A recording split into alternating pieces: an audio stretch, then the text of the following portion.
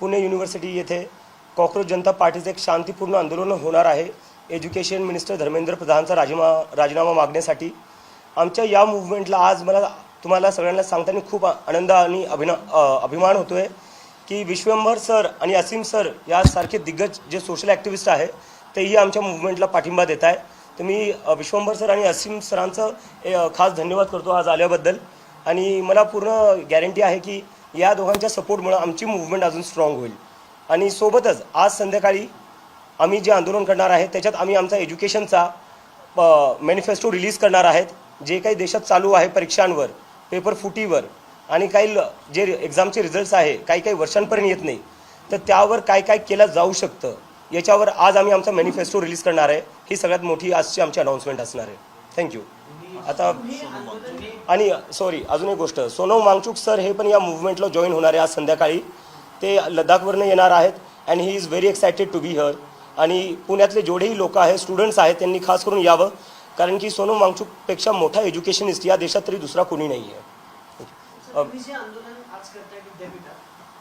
दिल्लीनंतर पुणेच का निवडलं, महाराष्ट्रातून पुणे का निवडलं आणि सावित्रीबाई फुले पुणे विद्यापीठच का निवडलं, याच्यामागे काही वेगळा दृष्टिकोन होता? मला वाटतं की Pune is an education hub. Pune हे जे माहेरघर आहे शिक्षणाचं आपल्या महाराष्ट्रात तरी, आणि त्याला ऑक्सफोर्ड ऑफ द ईस्ट सुद्धा म्हणलं जातं। आणि माझ्यासाठी तो पुणे होम ग्राउंड आहे। मी स्वतः पुण्यात राहिलेलो आहे, स्वतः पुण्यात शिकलेलो आहे, त्यामुळं मी पुणे निवडलेलं आहे। आणि फक्त पुणेच नाही, नागपूरलाही मी जाणार आहे, त्याची प्लॅनिंग चालू आहे।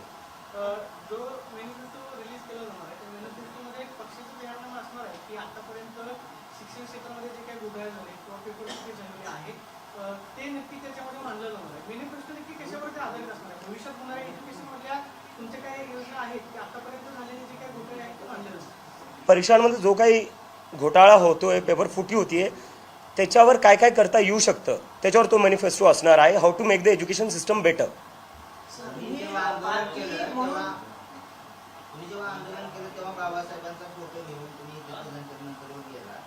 संविधानिक पद्धतीमध्ये ज्यावेळेस या देशात चळवळी झाल्या त्यावेळेस विरोधी पक्षाचा सुद्धा त्या सगळ्या चळवळीत सहभाग होता, तेव्हा क्रांती घडली।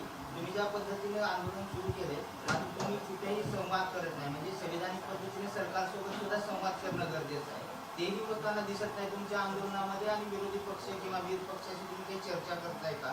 कारण त्यांचा सहभाग असणं हे देशासाठी महत्त्वाचं आहे। सर, मी संवाद करण्यासाठीच अमेरिकेवरनं दिल्लीच्या जंतर मंतरवर बसलेलो होतो, तर आता मी इतक्या दुरून आलेलो, मी संवाद करण्यासाठीच आलेलो आहे। नाव the ball is in the court of the government. Sir, पण विरोधी पक्षाशी आणि सरकारमधल्या काही लोकांशी तुम्ही संपर्क केलाय का? जर त्यांनी चर्चेला बोलवलं तर तुम्ही जायला तयार आहात, आणि तुमच्या चर्चेचे मुद्दे काय असतील नेमके? आम्ही नक्की जायला तयार आहे, पण त्यांनी आधी आम्हाला बोलवावं तर। आमचे अकाउंट बंद करण्यात येत आहेत, आमचे फेसबुक अकाउंट झालं, इंस्टाग्राम अकाउंट झालं, ते हॅक करण्यात येत आहेत। ट्विटरवरचं जे अकाउंट आहे आमचं ते त्यांनी बॅन केले, काय म्हणून? We are a national security threat. तर हा कोणता म्हणजे प्रकार झाला की संवाद करायचा? तुम्ही आम्हाला बोलवा, we are ready to have a dialogue, पण त्यासाठी अकाउंट नका बॅन करू ना आमचे।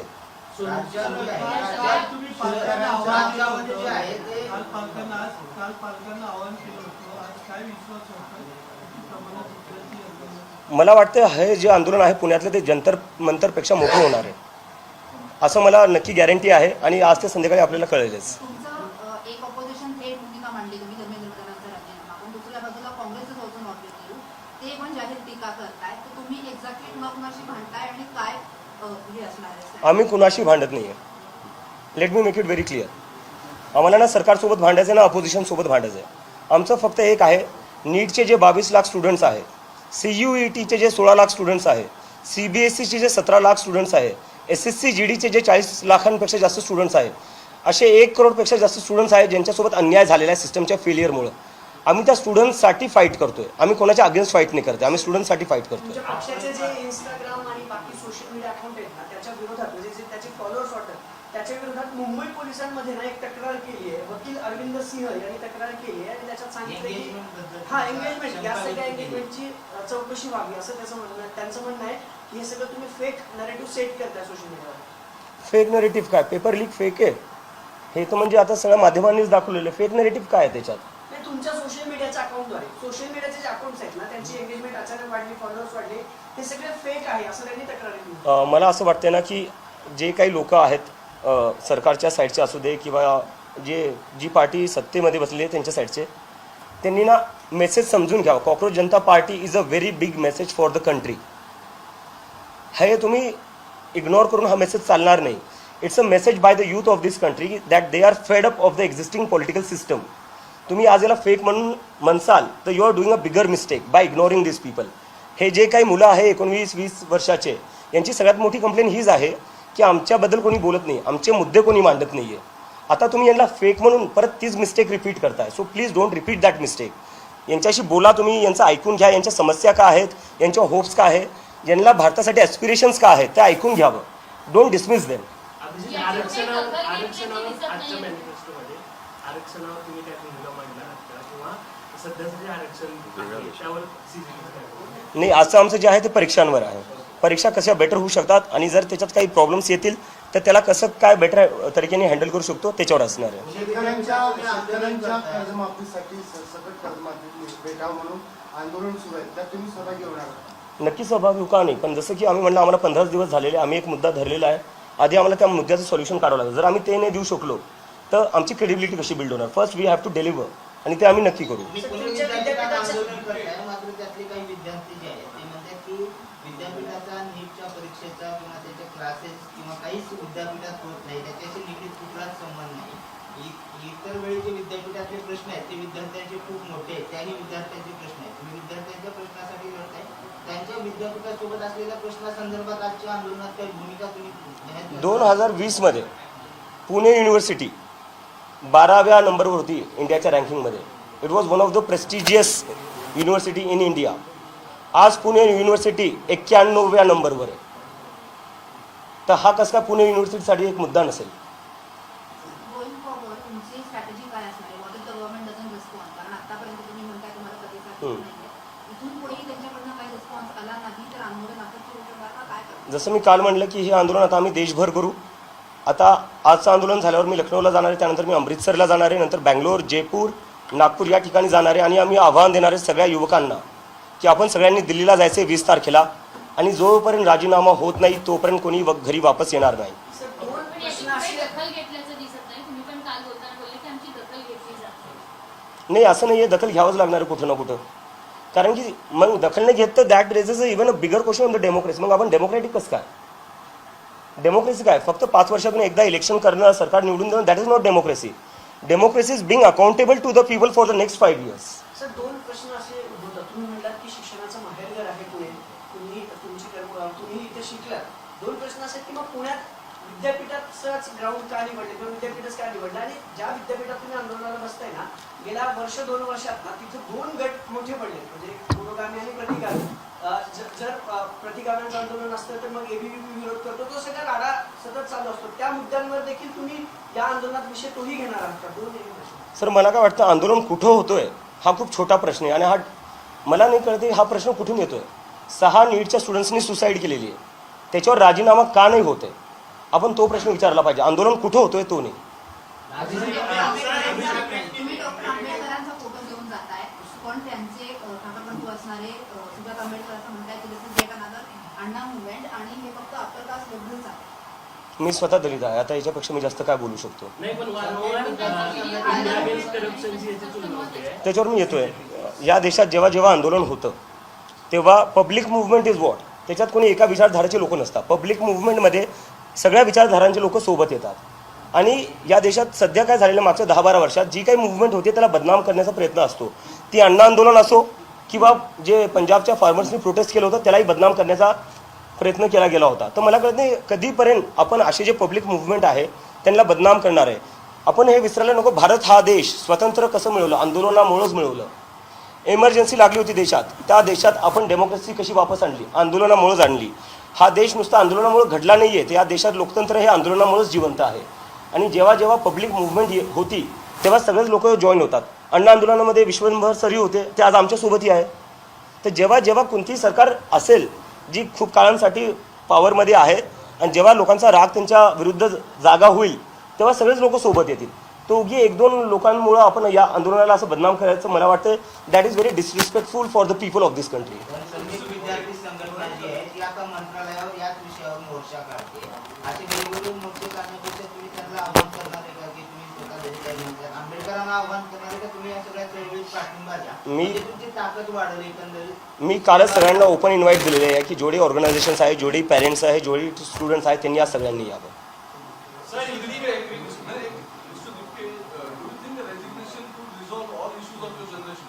Sir, I want to ask, if we can't even get a simple resignation, if the government is not ready to even admit the mistake, how can we expect them to resolve the entire education system? It starts with taking responsibility. It starts with acknowledging the mistake. If you are not even ready to acknowledge the mistake, how are you going to fix the system? Last जो जनता मंदिर में जो हुआ उसमें काफी बच्चों का ऐसा कहना था कि उनको स्टेज पे नहीं बुलाया गया है या उनसे बात नहीं करवाया गया, तो इस बार हम और बच्चे देखेंगे क्या जो एक्चुअली उनके मुद्दे बात करेंगे स्टेज पे? नहीं, बिल्कुल बिल्कुल. और जंतर मंतर पर तो मतलब पूरा स्टेज भर गया था. मुझे रिक्वेस्ट करनी पड़ रही थी, प्लीज़ सारे लोग स्टेज पर मत आइए वरना स्टेज गिर जाएगा. तो हमसे जितना हो सकता था हमने किया, बट जैसे कि बहुत ही ऑर्गेनिक मूवमेंट है, हमारे पास कुछ रिसोर्सेस नहीं है, कुछ नहीं है, तो बहुत ही ज़्यादा थोड़ा मैनेज करने को डिफिकल्ट हो रहा था. But going forward we are learning, क्योंकि हम भी पहली बार कर रहे हैं. हम कोई सीजन पॉलिटिशियन नहीं है, सीजन मूवमेंट्स चलाने वाले नहीं है, हम सब पहली बार कर रहे हैं. तो going forward we will improve it. और अभी मुझे लगता है कि विश्वम्बर सर और असीम सर को थोड़ा बोलना है. नीटचा जो घोटाळा आहे तो 2024 ला पण झालेला होता. तुम्ही आता परत ते वारंवार होते त्याच्याबद्दल काय, त्या प्रशासनाबद्दल, त्या नीटच्या संस्थेबद्दल तुमचं मत काय? तुम्ही धर्मेंद्र प्रधानचा राजीनामा मागताय, मात्र प्रशासकीय जे अधिकारी होते एनटीए मधून कुठला अटक झाली, सीबीआय त्याची चौकशी करते, त्याच्याबद्दल तुमचं व्यक्तिगत मत काय? 2024 मध्ये पण हाच विषय समोर आला होता. मी उत्तर देतो. 2024 मध्ये तुम्हाला वाटलं नाही का की तेव्हा पण हा मुद्दा उचलावा म्हणून? सर, 2024 मध्ये मी अमेरिकेला होतो, माझं स्वतःचं एज्युकेशन चालू होतं. आता पण तिथेच होतो तुम्ही? हो, आलो ना सर. मग आता सर तुम्ही अण्णा मुवमेंटचं जे बोललं जाते आता त्या अण्णा मुवमेंट नंतर ना सर एक प्रश्न फक्त सर, तेव्हा माझं स्वतःचं कोणी आंदोलन कधी करावं हा त्या माणसाचा तेव्हा कॉल. त्यामुळे तुम्ही तेव्हा कुठे होता? मला जर उद्या विचारलं आम्हाला की आणीबाणीत कुठे होता, मी 6 वर्षात होतो. आणीबाणीत मी असणारच नाही. मला वाटतं आपण लॉजिकल घेऊया ही प्रेस कॉन्फरन्स. तर 2024 मध्ये ते संज्ञा असतील ना? सध्या नव्हते ते, त्यांना ती प्रेरणा नाही झाली. आता त्यांना प्रेरणा झाली. आम्हाला प्रश्न विचारायला आता प्रेरणा बिलकुल झाली. आहे. काही अर्थ नाही. विचार. सर एक फक्त अण्णा मुवमेंटचं जे बोललं जाते ना त्या मुवमेंट नंतर काय झालं, कसे राजकीय पक्ष स्थापन झाले, खासदार आमदार म्हणून सत्तेत बसले, अभिजित तिपकेंना जर कंपॅरिझन करत असतील आता, तर पुढे जाऊन मग तुम्ही हे टॅकल कसं करणार? तुमच्यातून पण काही जण फुटतील, पक्ष स्थापतील, मग तो पक्ष दिल्लीत किंवा इतर ठिकाणी स्थापन करतील. या मुवमेंटचं त्या मुवमेंटचं जर कंपॅरिझन होत असेल तर तुम्ही टॅकल कसं करणार हा सगळा मुद्दा? सर, मी तेव्हा 16 वर्षाचा होतो, मी स्वतः शाळेत होतो, तर मी त्याच्यावर काही जास्त बोलू नाही शकत. But going forward we will try to learn and we will try to take feedbacks, inputs and suggestions from everybody so that we won't repeat the mistakes that others have repeated. Yes. So जैसा कि आज हम सबको पता है कि पुणे में शाम 4 बजे cockroach जनता party का आंदोलन होने जा रहा है. उस आंदोलन को सपोर्ट करने के लिए पुणे के महाराष्ट्र के बड़े ही सोशल एक्टिविस्ट विश्वम्बर सर और असीम सर हमारे सपोर्ट में आए हैं. उन दोनों का मैं बहुत बहुत धन्यवाद करना चाहता हूँ. और उनके साथ ही सोनम वांगचुक जी भी हमारे साथ जुड़ने वाले आज शाम को 4 बजे. और इसके साथ ही आज हम एक बहुत बड़ी अनाउंसमेंट करने जा रहे हैं जो हमारे एजुकेशन मैनिफेस्टो रहेगा, जिसके रिगार्डिंग गवर्नमेंट जो एग्ज़ाम्स लेती है, एंट्रेंस एग्ज़ाम, कॉम्पिटिटिव एग्ज़ाम्स, उसमें क्या क्या सुधार हो सकते हैं उसको लेकर हम बहुत बड़ी अनाउंसमेंट करने जा रहे हैं. Thank you. और अभी मैं रिक्वेस्ट करता हूँ विश्वम्बर सर और असीम सर को बात करने के लिए. Thank you. मला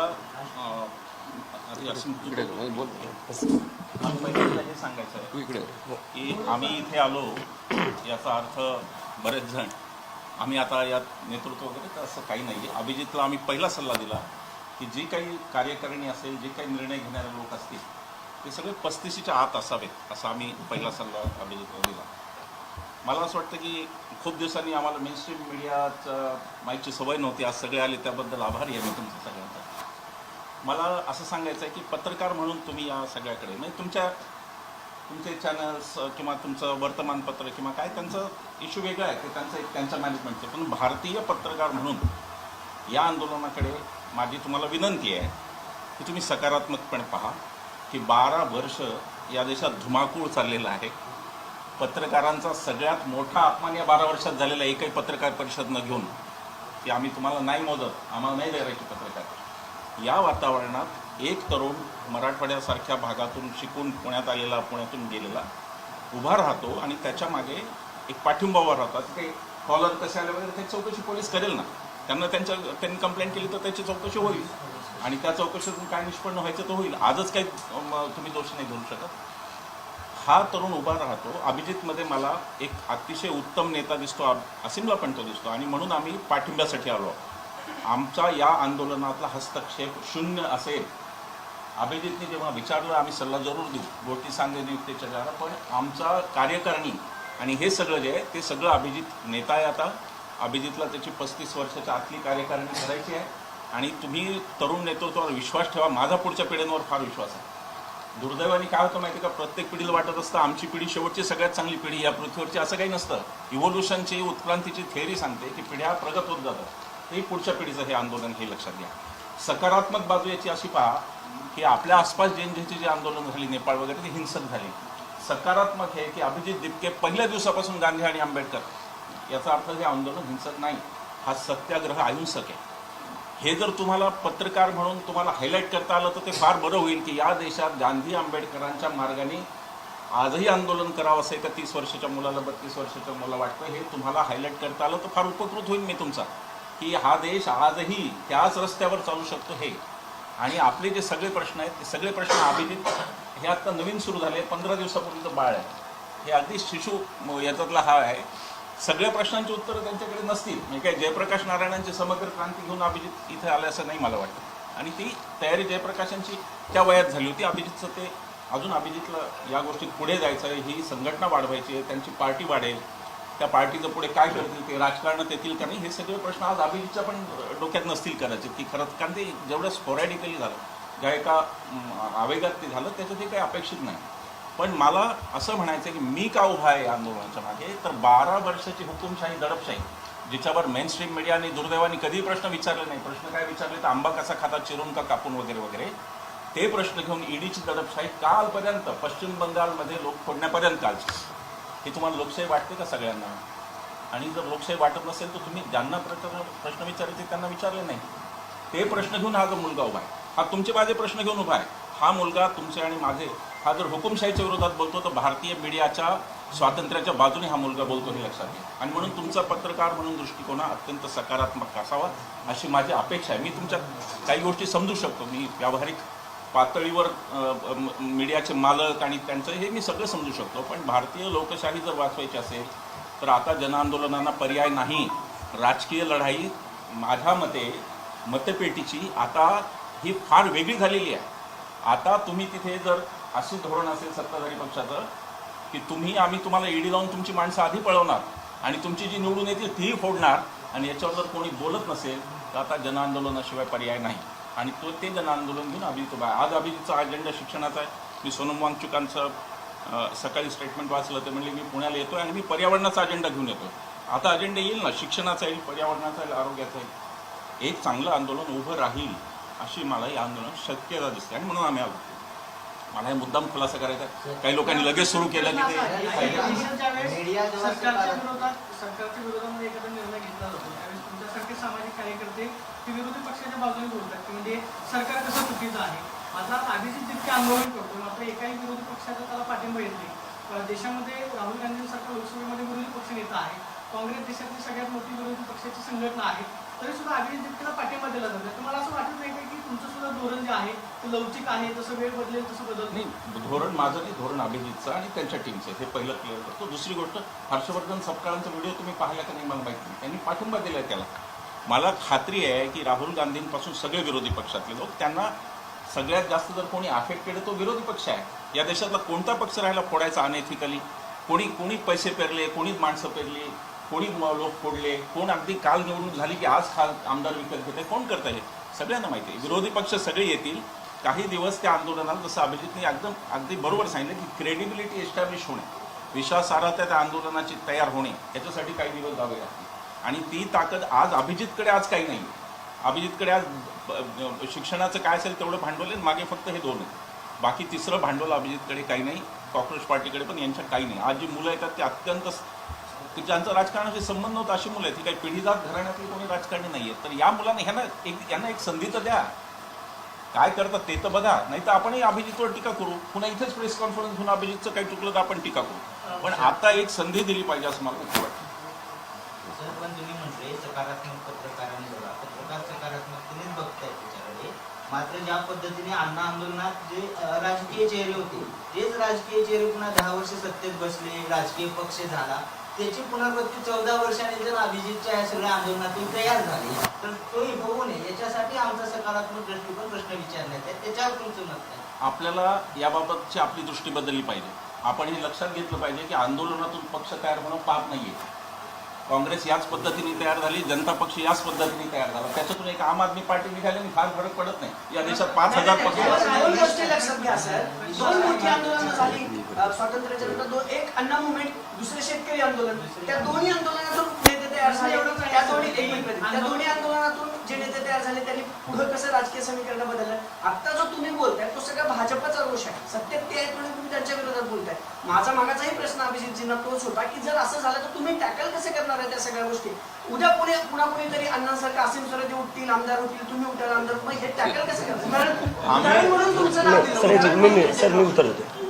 सर एक मिनिट, आमदार होणं चुकीचं आहे का सर? सर तेच मला प्रश्न माझा. द्यायचं तर आम्हाला राज्यसभा तरी द्या आता तीच मांडलं जाईल. तुम्ही नेते आहात. नाही एक मिनिट, चुकीचं आहे का? नाही चुकीचं म्हणत नाही. तुम्ही टॅकल कसं करणार? अहो सर पुढं काय नाही एक झालं? मिनिट, त्याच्यात टॅकल काय करू मी? त्याच्यात टॅकल काय करायचं आहे? राजकीय व्यवस्थेवर जे लोक निवडून येतील ते जनतेच्या मतांनी निवडून येतील, त्याच्यात टॅकल काय करायचंय? म्हणजे पाप कशाला बनवून ठेवताय तुम्ही? डेमोक्रेसी काय? डेमोक्रेसीमध्ये जास्तीत जास्त लोकांनी यावं, नवीन लोकांनी यावं. How you are making it like a crime?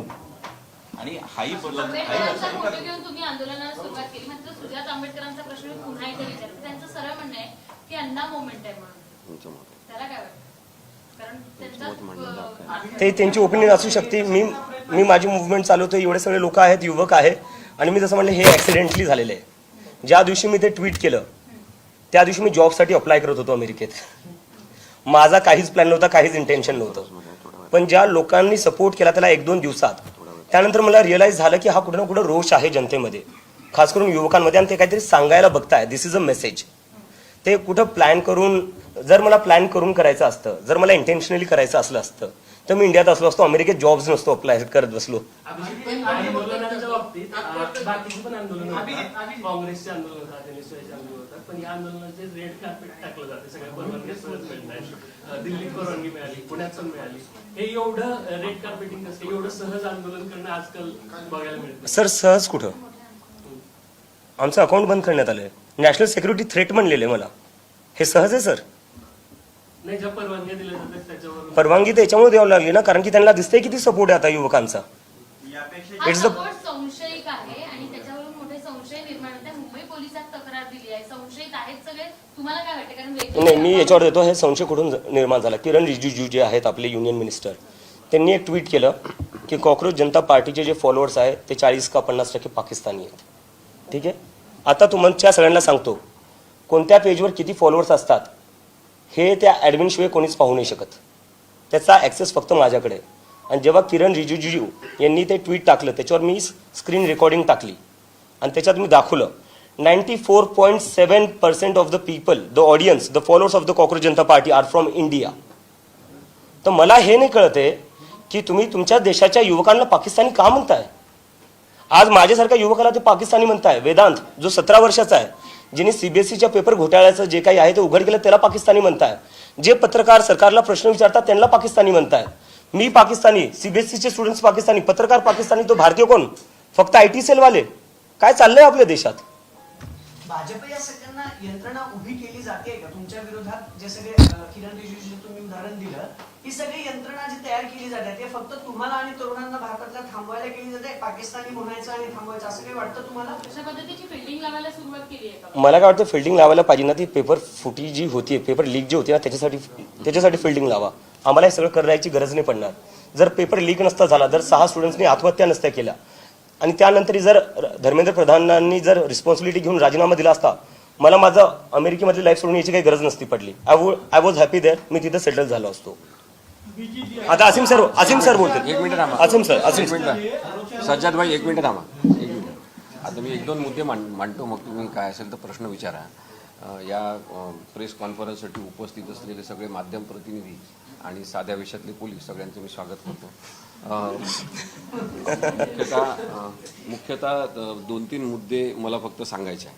एक तर जे फेक अकाउंटबद्दल अभिजितने उत्तर दिलेलं आहे, पण एखादी संघटना एखादं आंदोलन करत असेल, एखादी चळवळ उभी राहत असेल, एखाद्या मागण्या सरकारविरुद्ध केल्या जात असेल, तर त्याच्यामध्ये आपले लोक घुसून त्यांना काहीतरी बडबड करायला लावून फालतूचं बोलायला सांगून ते देशद्रोही आंदोलनं हे दाखवण्याचा प्रयत्न जसा होऊ शकतो, तसे काही अनावश्यक असलेले लोक सपोर्ट करण्यासाठी मुद्दाम घुसवले जाऊ शकतात. हा पण एक मुद्दा आहे. आणि त्यांनी जसं सांगितलं फेक अकाउंट असतील तर ते शोधले जातील, पोलीस ते जरूर शोधतील. दुसरं, सरकारचा प्रतिसाद नसेल तर काय करायचं हा प्रश्न सातत्याने विचारला जातो अशा आंदोलनांमध्ये. सरकारने प्रतिसाद द्यायचा की नाही हा त्यांचा मुद्दा असला तरी साधारणतः मोदी सरकारचं हे पाहण्यात आलेलं आहे की ते आंदोलनांना प्रतिसाद देत नाही, चळवळींबद्दल ते बोलत नाही आणि कुजवण्याची आणि सडवण्याची प्रक्रिया केली जाते आणि त्याच्यामध्ये लोकशाही कुजते किंवा सडते हा आमचा मुद्दा आहे. त्यामुळे त्यांनी प्रतिसाद दिला पाहिजे, लगेच दिला पाहिजे. 6 जण मरत असतील तर ज्या देशांमध्ये माणसांची किंमत आहे, नागरिकांची किंमत आहे, म्हणजे मरणारे पाकिस्तानी होते का भारतीय होते त्याच्यावरून तुम्ही ठरवत असाल तर ते भारतीय होते. मग भारतीय 6 जण जर परीक्षार्थी मरतात तेव्हा सरकारने किती गंभीरतेने घेतलं पाहिजे, ती घेताना दिसत नाही. अमेरिकेमध्ये असा एखादा माणूस मेला तर ते लगेच सरकार हडबडून जागे होते, त्यांना राजीनामा द्यायला सांगतात, त्याच्यावर प्रश्नोत्तर होतात. आपल्या इथे तसं काही होत नाही, याचा आपल्या सगळ्यांना वाईट वाटलं पाहिजे. दुसरं, आम्ही नेहमीच गाणं म्हणत वाढलेलो आहे की चले चलो लहू लुहा न पाव लेके भी चले चलो. किती पण रक्तबंबाळ पावलं झाले तरी लोकशाहीसाठी वाटचाल करावीच लागणार आहे. आणि आंबेडकरांचा फोटो घेतला की नक्षलवादी म्हणून टॅग करायचं हे जे काही सुरू आहे महाराष्ट्रामध्ये आणि भारतामध्ये सुद्धा, त्या पार्श्वभूमीवर अभिजितवर पण टीका झाली, आपल्या मुख्यमंत्र्यांनी केली. तो अत्यंत घृणास्पद आणि वाईट वाटणारा भाग आहे. गांधी आणि आंबेडकर या दोघांना सरकार आज घाबरते हे मी आपल्याला मुद्दाम सांगतो. त्यानंतर आम्ही 95-94 मध्ये शाळेत आणि कॉलेजमध्ये असताना आम्ही घोषणा द्यायचो की बदलो बदलो आज की शिक्षा नाही तो मागणी होगी भिक्षा. कोणाचं सरकार होतं तेव्हा तुम्ही बघा, ते आम्ही गाणं म्हणायचो, घोषणा द्यायचो, रस्त्यांवर येऊन मोर्चा काढून ते सांगायचो की बदलो बदलो आज की शिक्षा नाही तो मागणी होगी भिक्षा. म्हणून आता अभिजितशी आम्ही बोलत असताना म्हटलं की हा शिक्षणाचा केवळ मुद्दा एवढाच नाही आहे की त्या धर्मेंद्र प्रधाननी राजीनामा द्यावा. त्याच प्रवृत्तीचे सगळे लोक एखाद्या पक्षात असतील तर आणखी एखाद्या दुसऱ्या प्रवृत्तीचा धर्मेंद्र नाही तर जितेंद्र प्रधान येईल, त्याचा फरक काय पडणार आहे. पण फरक हा आहे की त्यांनी जे सांगितलं की माफी मागण्याची तुमची प्रवृत्ती आहे का, चूक झाली ती मान्य करण्याची प्रवृत्ती आहे का, तर नाही आहे, मग तुम्ही सरकार चालवण्यासाठी अपात्र आहे. हा मुद्दा सगळ्यात महत्त्वाचा मला वाटतो. त्यानंतर चुका करण्याबद्दल सातत्याने बोललं जाते. आजच्या पिढीबद्दल, माझ्या घरामध्ये आजची एक जेनजी पिढी आहे, तुम्ही सगळेजण आहात, बरेच जण. तर मला म्हणायचं आहे की चुका करण्याचं स्वातंत्र्य नाही आहे का पिढीला एखाद्या? चुका करू द्या ना, चुकातून ते शिकतील. त्या चुका काही खूप मोठ्या ब्लंडर्स आहेत का? तुम्ही तर 12-13 वर्षापासून जे काही ब्लंडर्स करतात आम्ही पाहतो, नोटाबंदीपासून तर बाकी सगळे पण निर्णय तुमचं वागणं, तुमचं चॉकलेट वाटणं, आम्हाला लाज वाटते तुमची. मग तुम्ही त्या चुका केलेल्या चालतात, आंतरराष्ट्रीय पातळीवर तुम्ही चुका करता, मूर्खपणा करता. मग आता काहीतरी आंदोलनाच्या माध्यमातून चुका होत असतील ना तर त्या चालतील. चुकांमधून सुधारण्याची प्रवृत्ती असेल, त्यांनी चुका केल्या तरी चालतील, ते चुकांची माफी पण मागतील. पण आंदोलन आणि चळवळी झाल्या पाहिजे, लोकशाहीच्या जिवंतपणाचं ते लक्षण आहे. दुसरं, मला वाटते की कायदेशीरता जी आहे ती आणण्यासाठी काम करणं आवश्यक आहे. जसं आता सोनम वांगचूक म्हणाले की आज पर्यावरणाचा सुद्धा मुद्दा ते मांडणार आहेत. वेगवेगळे मुद्दे येतील, त्याच्यातली कायदेशीरता तपासली गेली पाहिजे की कोणताही निर्णय देताना कायदेशीरता आहे का, निर्णय घेताना कायदेशीरता आहे का, शिक्षण मंत्री नेमताना काहीतरी क्रायटेरिया पाहिला आहे का. जेव्हा लक्षात आलं की हा माणूस फोलपणा करतो, याला शिक्षणासंदर्भातलं काहीच माहिती नाही, तर मग माझ्या आधी हू करणारे ते आरोग्यमंत्री होते, आता हा आला एक माणूस. म्हणजे हे सगळेच जण अशा दर्जाचे असतील तर कसं काय आपण भारतावर प्रेम करणं व्यक्त करायचं, तर ते आंदोलनातून आणि चळवळीतूनच व्यक्त होते. लोकशाहीवरचं प्रेम व्यक्त करण्यासाठी अभिजित अमेरिकेत ते नोकरी आणि ते सगळे प्रस्ताव सोडून इथे आलेला आहे, त्याचं मी स्वागत करतो. आणि त्याला कोण पाठिंबा देणार की नाही देणार, टीका आपल्या भारतामध्ये लगेच केली जाते. टीका करणाऱ्यांचं सगळ्यांचं स्वागत आपण केलं पाहिजे. आम्ही असं मानतो की अभिव्यक्ती स्वातंत्र्य हे पूर्ण स्वरूपात स्वीकारलं पाहिजे. त्यामुळे कोणी माझ्याबद्दल चांगलंच बोललं पाहिजे असं नाही. म्हणजे सगळ्या पत्रकार मित्रांना पण मी सांगत असतो, माझ्याबद्दल काय असलं सांगा. मी उलट त्यांना सांगतो की तुम्ही माझं काही चुकलं असेल सांगा, कारण तुमच्या कानावर जास्त येत असते. तर आपल्या पाठिंब्यामुळे किंवा पाठिंबा मिळाला पाहिजे म्हणून आपण हे करत नाही. तर ज्यांचा कोणाचा समजदार विचार असेल ते पाठिंबा देतील. त्यामुळे राहुल गांधी असतील, वेगवेगळ्या पक्षाचे लोक असतील, त्यांना जेव्हा जेव्हा बोलवायचं असेल तेव्हा ते बोलवतील आणि तेव्हा अभिजितने सांगितलं की मोकळेपणाने ते जातील आणि चर्चा करतील. कारण की केवळ धर्मेंद्र प्रधानला बदलण्याचा हा मुद्दा नाही, हा परिवर्तनाचा मुद्दा आहे. हा मुद्दा डायरेक्ट शिक्षण व्यवस्था ज्यांनी निर्माण केली भारतातली, त्या गुलामगिरी पूर्ण शिक्षण व्यवस्थेचे जनक मॅकॅलोपर्यंत पोहोचतो की शिक्षण व्यवस्था भारताला आवश्यक तरी आहे का अशा प्रकारची. त्यामुळे धर्मेंद्र प्रधानचा राजीनामा ही अत्यंत प्रायमरी स्टेप राहील आणि आम्ही म्हणून यांना अभिजित दिपके आणि कॉक्रोच जनता पार्टीला पाठिंबा दिला की चुका झाल्या तर आम्ही अभिजितला पण सांगू. काही चुका झाल्या, आम्हाला काही खटकलं, काही अराजकपूर्ण वाटलं, त्यांच्यासोबतचे काही लोक आक्षेपार्ह वाटले, तर आम्ही ते अभिजितला सांगू. नक्की सर. आणि ते ऐकून घेतील. त्यामुळे आपण सगळ्यांनी पण या आंदोलनामध्ये निदान मार्गदर्शकाची भूमिका करा, कारण की पत्रकार हा या लोकशाही समाज व्यवस्थेचा तिसरा डोळा आहे. सर, याची सुरुवात जी आहे कॉक्रोच जनता पार्टीची जी सीजे आहे त्यांनी कॉक्रोच हा शब्द वापरला आणि तिथून त्याची सुरुवात झाली. सुप्रीम कोर्टाने याच्यामध्ये सुमोटो घ्यायला हवा असं तुम्हाला वाटतं का, की जर कदाचित केंद्र सरकार याच्यामध्ये हस्तक्षेप करत असेल, 6 जणांच्या विद्यार्थ्यांची आत्महत्या होत आहे, देशामधले काही लाख विद्यार्थी रस्त्यावरती उतरत आहेत, सुप्रीम कोर्टाने याला गांभीर्याने घ्यायला पाहिजे का? सुप्रीम कोर्टाने फक्त नाराजी व्यक्त केली, त्याच्या पुढे काय झालं नाही. भारतामध्ये जर न्यायालयांनी ठरवलं की स्वतःहून वेगवेगळ्या प्रश्नांची दखल घ्यायची, लोकांच्या जीवनाच्या संदर्भातले प्रश्न घ्यायचे, स्वतःहून दखल घेऊन, तर दररोज 10 प्रश्नांची दखल घ्यावी लागेल. एवढे प्रश्न सध्या वाढलेले आहेत. पण तसा बुद्धीचा आवाका, तशी हिंमत आणि तसा न्यायिक दर्जा असलेले न्यायाधीश कमी झालेले आहेत. ते सुद्धा दबावाखाली वागत आहेत. त्यामुळे ते असा स्वतःहून दखल घेतील असं मला बिलकुल वाटत नाही. आणि जर सुप्रीम कोर्टलाच सगळं करायचं, कोर्टलाच सगळं करायचं, तर मग आपण सरकार कशासाठी निवडतोय? पण सरकार जर रिस्पॉन्ड करत नसेल तर लीगल रिकोर्सचा विचार तुम्ही करताय का? नाही, आम्ही नक्की तेही करू. पण first let's try the democratic way which is a peaceful movement. मला वाटतं की प्रत्येक गोष्टीचा जो हल आहे या देशात डेमोक्रेटिक मुवमेंट्सनी निघालेला आहे and that is the rightful way for it. तुमची सगळ्या आंदोलनाची सुरुवात ही नीट पेपर फुटी, विद्यार्थ्यांची आत्महत्या, सीबीएसई या सगळ्या शैक्षणिक मुद्द्यांवरून होते. पण आज नीती आयोगाचा रिपोर्ट बघितला तर गेल्या 10 वर्षात देशभरातल्या 1 लाख सरकारी शाळा बंद झालेल्या आहेत. त्याच्यानंतर अभ्यासक्रमाच्या संबंधातले काही इश्यूज आहेत. स्किल इंडियामध्ये मोठा झाल्याचा कॅगने आक्षेप घेतलेला आहे. तर या संदर्भात वेगवेगळे शैक्षणिक प्रश्न तुम्हाला कुठले दिसत आहेत आणि त्या दृष्टीने तुमची कोर्स ऑफ ऍक्शन काय आहे? सर, आमची कोर्स ऑफ ऍक्शन आम्ही ठरवतोय. See, this is an evolving situation. जसं की मी सांगितलं, 15 दिवसाआधी आम्हाला आयडिया नव्हतं ही मुवमेंट बनणार आहे. तर आता फक्त आम्हाला 15-16 दिवसच झाले. Give us some time. आमच्या मागं खूप मोठी टीम काम करते. पॉलिसी मेकर्स आहे, लॉयर्स आहे, ॲक्टिव्हिस्ट आहे. आम्ही सगळे मिळून एक अजेंडा घेऊन येणार आहे एज्युकेशनसाठी. आम्हाला थोडा वेळ द्या सर. 15-16 दिवस झालेले आहे. काही लोक 12 वर्षापासून बसलेले, त्यांच्याकडून काही झालेलं नाही. सो ॲटलीस्ट आम्हाला 12 आठवडे तरी द्या. असेल सर, प्रश्न तुमच्यासाठी. प्रदीपनं जे विचारलं की सुमोटो न्यायालयाने घ्यायला पाहिजे, तर तुम्हाला वाटतंय का रिटायरमेंट नंतर जे जजेस किंवा न्यायाधीश खासदार होतात राज्यसभेवर, तो सुप्रीम कोर्ट आजही पारदर्शकपणे या सगळ्या मुद्द्यावरती लक्ष घालेल असं तुम्हाला वाटतं? नाही, कुणी निवृत्तीनंतर एखादं पद घेणं याच्यातला नियतीचा भाग लक्षात घेतला पाहिजे. म्हणजे तसं ते पद घेऊ शकतात का, तर कायदेशीररित्या ते घेऊ शकतात. कोणताही रिटायर्ड व्यक्ती घेऊ शकतो.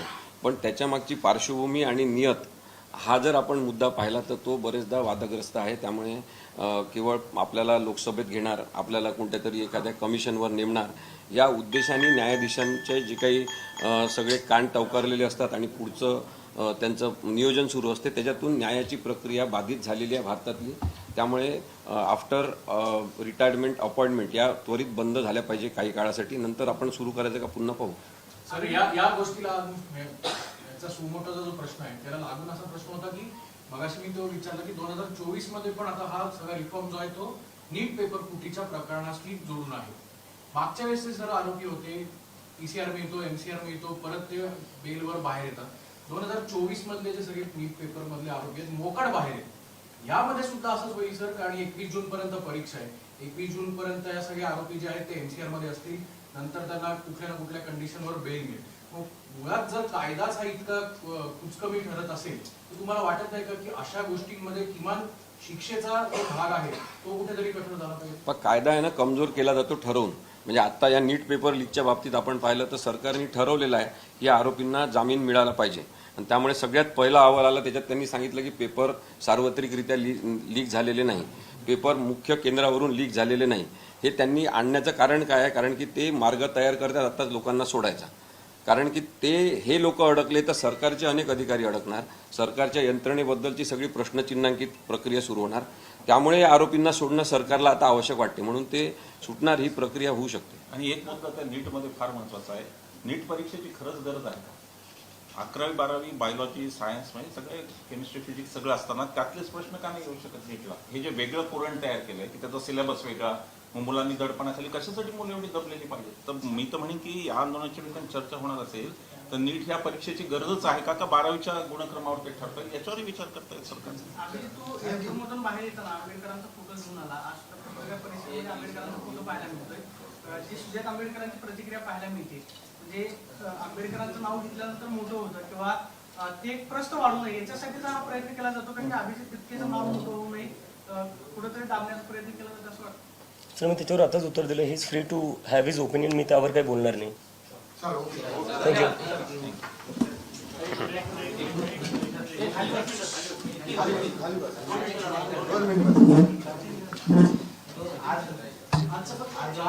स्वरूप सांगा. 4 वाजताचं आज संध्याकाळी 4 वाजता आमचं आंदोलन सुरू होणार आहे पुणे युनिव्हर्सिटी येथे. या पुन्हा सांग.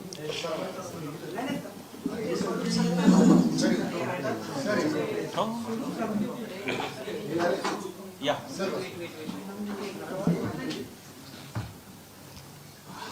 बघा आमच्या आता सपोर्ट आमचा वाढतच चाललं आहे. मुवमेंट हे आमचे सगळे मेंटर्स असणार आहेत, कॉक्रोचेसचे मेंटर्स. सो आज संध्याकाळी 4 वाजता पुणे येथे आमचं शांतीपूर्ण आंदोलन सुरू होणार आहे, ज्याच्यात आमच्यासोबत असीम सर असतील, विश्वंभर सरही असतील, कुमार सरही असतील आणि या देशातले सगळ्यात मोठे educationist Ramon Magsaysay awardee Sonam Wangchuk sir हे पण जॉईन होणार आहेत. तर मी जेवढे पेरेंट्स आहेत, स्टुडंट्स आहेत, सोशल ॲक्टिव्हिस्ट आहे, स्टुडंट बॉडीज आहे, सगळ्यांना इन्व्हाइट करतो की या पीसफुल प्रोटेस्टमध्ये सगळ्यांनी सहभागी व्हा. कारण की ही जी मुवमेंट आहे ती या देशाच्या फ्युचरसाठी आहे. आज जे नीटची मुलं आहे, CBSEची मुलं आहे, उद्या जाऊन ते देशाचे नागरिक होणार आहे. त्यांच्यासाठी आपण कसा देश बनवला पाहिजे, त्यांच्यासाठी कशी व्यवस्था असली पाहिजे, या प्रश्नांना घेऊन आम्ही मुवमेंट करतोय. आणि मी परत एकदा रिपीट करतोय सारखं की ही मुवमेंट पूर्णपणे पीसफुल आणि within the rights of the constitution असणार आहे. Nowhere we are going to violate any law. Thank you. म्हणजे आंबेडकरांच्या पुतळ्याच्या ठिकाणी बसून राहणार की आंदोलन मोर्चा निघणार मुख्य? नाही, आज आंबेडकरांच्या पुतळ्यांच्या इथं आम्ही मुवमेंट चालू आणि एक 4-5 तास ती मुवमेंट चालेल आणि त्यानंतर मला लखनौला जायचं आहे, त्यानंतर अमृतसरला जायचं आहे. अशा वेगळ्या ठिकाणी आम्ही जे आंदोलन करणार आहे ते करू आम्ही. आणि त्यानंतर 20 तारखेला आम्ही फायनली जंतर मंतरला बसू आणि आम्ही तिथं बसल्यानंतर शिक्षण मंत्र्यांचा राजीनामा घेतल्याशिवाय वापस येणार.